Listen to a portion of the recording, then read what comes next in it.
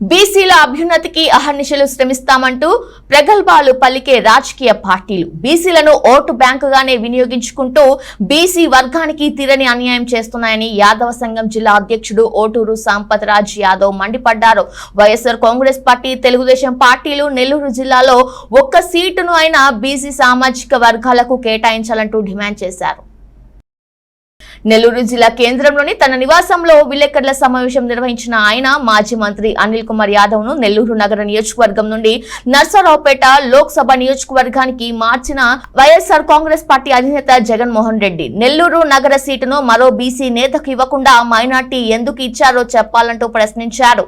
నెల్లూరు జిల్లాలోని రెడ్డిల పోరుతోనే బీసీ అయిన అనిల్ జగన్ చిన్నచూపుగా ఓటమి పాలయ్యే సీటు కేటాయించారని ఆరోపించారు. తమ బలమే బీసీలని, బీసీలంటే తమ పార్టీకి ఎంతో ప్రాణమని వ్యాఖ్యలు చేసే టీడీపీ ఈసారి ఎన్నికలకు అయినా బీసీ అభ్యర్థిని బరిలోకి దించేందుకు చర్యలు చేపట్టాలని, లేకుంటే రానున్న ఎన్నికల్లో రెండు పార్టీలకు బీసీలు సంయుక్తంగా సరైన బుద్ధి చెప్తామని హెచ్చరించారు. ఈ రోజు బీసీలకి సీట్లు ఇచ్చే పరిస్థితుల్లో ఏ పార్టీ లేకపోవడం బాధాకరం.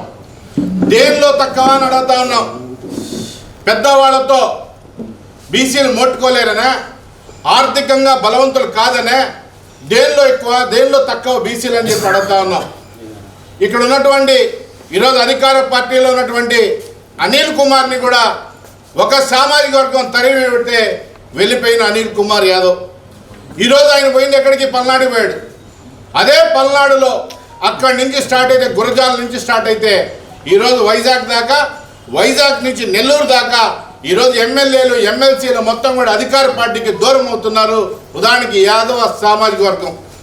ఈరోజు ఈ సామాజిక వర్గం ఏదైతే యాదవ సామాజిక వర్గానికి అన్యాయం చేస్తున్నటువంటి జగన్మోహన్ రెడ్డి ఈరోజు దాదాపు 300 మంది బీసీల్ని చంపవేయబడింది ఈ ప్రభుత్వం.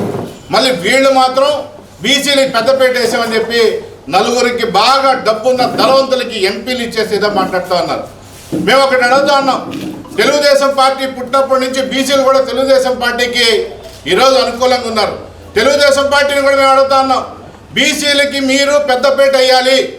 ఈ జిల్లాలో బీసీలకు ఎందుకు సీట్లు వేయలేకపోతున్నారు? మేము తెలుగుదేశం పార్టీని కానీ వైఎస్ఆర్ కాంగ్రెస్ పార్టీని కానీ మేము ప్రశ్నించుకున్నాం. ఈరోజు దేనికైనా మేము సిద్ధం, మేము దేనికైనా సిద్ధంగా ఉన్నాం. ఆర్థికంగా కానీ అంగబలం కానీ బీసీలు దేనికైనా సిద్ధంగా ఉన్నాం. మీరు బీసీలకి సీట్లు ఇవ్వండి. పెద్ద సామాజిక వర్గం, యాదవ సామాజిక వర్గం ఏదైతే ఉందో మేము పెద్దన్న పాత్ర తీసుకుంటాం. మీరు ఎవరికి సీట్ ఇచ్చినా యాదవ సామాజిక వర్గం బీసీల పక్షాన్ని నిలబడతారని చెప్పి తెలియజేసుకుంటాం. మీరు ఇవ్వండి, ఒక్కసారి ఇచ్చి చూడండి. ఇస్తే కదా తెలుసది. మీరు ఇస్తే మేము రెడీగా ఉన్నాం పోటీ చేయడానికి.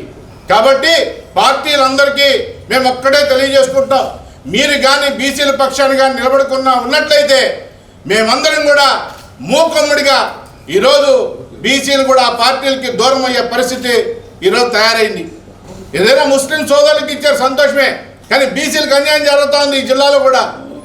ఈ జిల్లా అనగానే, నెల్లూరు జిల్లా అనగానే ఒకే కులానికి ప్రాతినిధ్యం కరెక్ట్ కాదు. ఎంపీకి ఇవ్వండి. మేము యాదవులకు ఇవ్వాలని కోరుకోవడంలా, ఇవ్వండి ఎవరికైనా బీసీలకి. యాదవులను పెద్దన్న పాత్ర తీసుకుంటాం, వాళ్ళ పక్షాన్ని నిలబడదని మేము అడుగున్నాం. ఎంపీ అయినా ఎమ్మెల్యే అయినా రాజ్యాధికారం, మాకు రాజ్యాధికారంగా మా హక్కు కావాలని బీసీలు ఏదైతే అడుగుతా ఉన్నారో బీసీలకు అన్ని పార్టీలు కూడా ఇవ్వాలని చెప్పి కోరుకుంటూ, మీరు కానీ ఆ విధంగా కానీ స్పందించకపోతే బీసీలు రేపు మీకు గుణపాఠం చెప్పక తప్పదు. దయచేసి పార్టీలందరికీ కూడా విన్నపం, మేము పార్టీలకు అతీతంగా మాట్లాడుతున్నాం.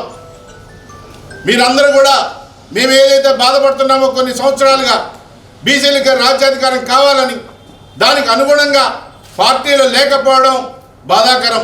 కొన్ని సామాజిక వర్గాలకు కూడా చెప్తా ఉన్నాం, మీరు మమ్మల్ని వెలివేయడం కాదు, మేము మిమ్మల్ని వెలివేసే పరిస్థితి తీసుకొచ్చుకోబాకండి. ఇక్కడ చూస్తా ఉన్నాం, ఒక వ్యక్తి వెళ్ళిపోతే కొన్ని సామాజిక మాధ్యమాల్లో ఏ విధంగా వచ్చినాయో దయచేసి అర్థం చేసుకోవాలి. కాబట్టి ఇప్పటికైనా మేము ఒకటే చెప్తాను, అల్టిమేటం దారి చేస్తున్నాం. మీరు ఎటువంటి పరిస్థితుల్లో ఈ జిల్లాల్లో బీసీలకు ఇవ్వాలి.